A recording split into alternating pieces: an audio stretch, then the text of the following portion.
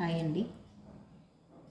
ఇప్పుడు వెనక భాగం వేసి ముందు భాగం కట్ చేసిన తర్వాత ఇక్కడ 2 ఇంచుల క్రాస్ బెల్ట్కు 2 ఇంచుల పెట్టుకొని ఒక హాఫ్ ఇంచు ముందుకని కట్ చేసిన.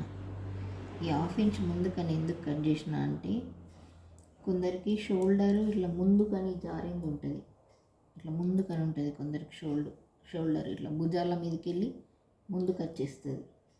ఇలా రాకుండా చెస్ట్ ఎక్కువ వాళ్ళకు షోల్డర్ ముందుకు వచ్చేస్తుంది. ఇలా ముందుకు రావద్దు అంటే ఇక్కడ మనం క్రాస్ బెల్ట్ కట్ చేసేటప్పుడు ఇక్కడ 3.5 ఇంచు ఇక్కడ తీసుకొని ఇక్కడ ఒక హాఫ్ ఇంచ్ కిందికి తీసుకోవాలి. ఇక్కడ ఒక హాఫ్ ఇంచ్ కిందికి తీసుకుంటే ఇటు వచ్చేసి క్లాత్ ఈ వెనుక భాగం ముందరికి రాకుండా చెస్ట్ ఎక్కువ ఉన్న వాళ్ళకు ఈ ప్రాబ్లం ఉంటుంది.